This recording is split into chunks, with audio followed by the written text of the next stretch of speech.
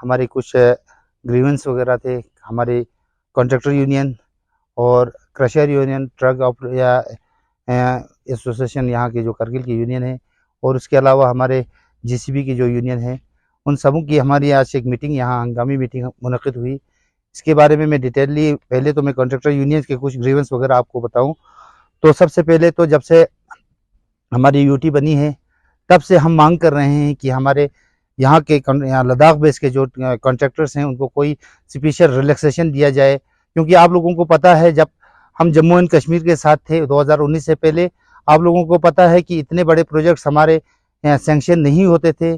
उस वक्त हमारे सबसे बड़े प्रोजेक्ट्स तकरीबन 30 या 40 करोड़ के होते थे, आज 30 या 40 लाख के होते थे। आज के डेट पे कोई भी प्रोजेक्ट हमारा 10 करोड़ से ऊपर या 5 करोड़ से ऊपर होता है। तो हमें आज ये नौबत आई कि हम किसी भी टेंडर पे 10 करोड़ हो या 5 करोड़ के टेंडर्स पे जो एक्सपीरियंस हमें रखनी पड़ती है, वर्क डन एक्सपीरियंस या हो हमारा टर्न ओवर, तो हम फॉल नहीं करते थे। इसके मतलब हमने एक तफसीली डिस्कस करने के बाद हम लोगों ने बहुत बार हमारे हिल काउंसिल हो, यूटी एडमिनिस्ट्रेशन हो, हर जगह हमने रिक्वेस्ट किया कि हमें कुछ रिलैक्सेशन, स्पेशल रिलैक्सेशन वगैरह दिया जाए, जिसमें ये है कि हमें वर्क डन एक्सपीरियंस 20% हमारा रखा जाए, ताकि हमारे लद्दाख बेस के जो ठेकेदार हैं वो क्वालिफाई हो जाए। इसके अलावा जो जॉइंट वेंचर हो, 5 करोड़ के काम तक के लिए भी जॉइंट वेंचर हमें अलाउ किया जाए।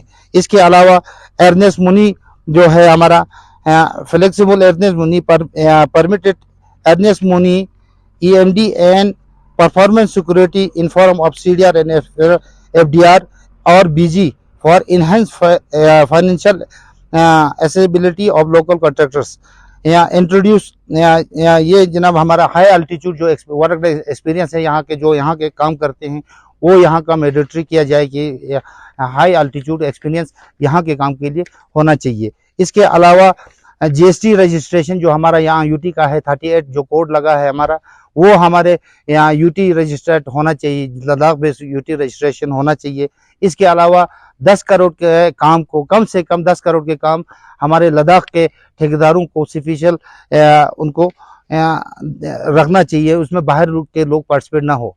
तो इसी के लिए हमने यहाँ आप लोगों को बुलाया था। बाकी आप लोगों को पता है पिछले साल बहुत सारे काम यूटी एडमिनिस्ट्रेशन के थ्रू यहाँ टेंडर हुए, वो चाहे वो SDP में हो, स्टेट सेक्टर में हो, CRF में हो, 5 करोड़ 10 करोड़ के काम उन्होंने टेंडर किए, और हमने 5 करोड़ के काम को तकरीबन 80% 90% 4 करोड़ या 10 करोड़ तक हमने काम किया। मगर बदकिस्मती की बात है कि हमें उनमें फंड्स 30 लाख से ज़्यादा नहीं मिले। तो हमारी आज की डेट में पूरे लद्दाख यूटी का तकरीबन 250 करोड़ हमारा फंड से। तो हमारी रिक्वेस्ट है यूटी एडमिनिस्ट्रेशन से, हिल काउंसिल से, कि आप मेहरबानी करके जब तक ना हमारी पूरी जो लायबिलिटीज़ है वो क्लियर करने के बाद नए टेंडर्स करें।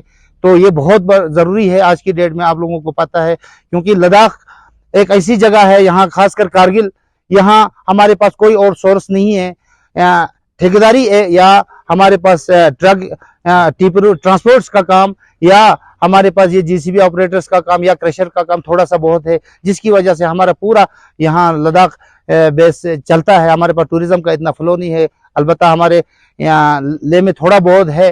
तो हमारी यही रिक्वेस्ट है यूटी एडमिनिस्ट्रेशन से कि मेहरबानी करके जो भी टेंडर निकला जाए उनका सबसे पहले तो अकाउंट और टेक्निकल सैंक्शन हो। आज की डेट में हमारे बहुत से बिल भी उसमें ट्रेजरी में पड़े हैं, जिनका टेक्निकल सैंक्शन कहते हैं भाई टेंडर डेट से पीछे है। उनमें हमारी क्या गलती है? आप लोगों ने टेंडर कर दिया और टेक्निकल सैंक्शन आपने बाद में कर दिया है। तो बहुत सारे हमारे बिल्स उसमें पड़े हैं। तो यूटी एडमिनिस्ट्रेशन हो चाहे हमारी हिल काउंसिल हो, उनका मुदाखलत करने की बहुत ज़रूरत है सर। तो इसके अलावा हमारे पहले कुछ अप्रूवल, हमारा कुछ सिस्टम था कि हमारा एक बिल्डिंग बनता था या 1-2 करोड़ का होता था, उसमें कुछ न कुछ 10% या 20% हमारा इनहेंस हो जाता है, क्योंकि एग्जैक्ट फिगर तो हमारा बनता नहीं है, साइड में कुछ चेंजेस वगैरह आते हैं। तो उस अप्रूवल का भी प्रयोजन था। आज आया हमें बहुत सारे काम ऐसे ही रुके पड़े हैं, जिनकी आधी खिड़कियों का क्वांटिटी एक्सेस होके आधा डाल के आधा रुका हुआ है। तो ये अप्रूवल का सिस्टम भी हमारा ये चलना पड़ रहा है।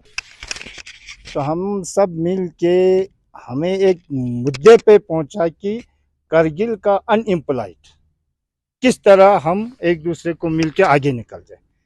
जैसे वाहिद साहब मेरे फ्रेंड ने बताया, यूनियन साहब का प्रेसिडेंट ने, कि भाई यही एक सोर्स से हमारा कॉन्ट्रैक्टर का फील्ड, जिसमें सारे बच्चे हो, जितने में ऑलमोस्ट आप लोगों को भी पता होगा, जब से यूटी बना है कोई एम्प्लॉयमेंट का तो रास्ता रहा नहीं, तो सारे जो पढ़े लिखे वही यहाँ आ जाते हैं। तो यहाँ थोड़ा हमारा रास्ता जो है मुश्किल कठिन होता जा रहा है, क्योंकि बाहर से एजेंसियां यहाँ आते हैं जो अपना साज व सामान लेके आते हैं, जैसे कि आपका गाड़ी, मशीनरी। तो यहाँ के आम लोकल एक बच्चे बेचारा फाइनेंस लेके वो भी सोचता है कि मैं भी 10 रुपए कमाऊं, उस बेचारे को वहीं पे खड़ा रहना पड़ता। वो आके यहाँ सारा टिपर, मशीन, जेसीबी सारा लेके आके वो यहीं से उठा के जाते हैं। जबकि हम किसी दूसरे अदर स्टेट में जाते हैं, वहां हमें कभी अलाउ ही नहीं करते हैं। ऐसे भी जगह है जहां हमें चलने नहीं देते।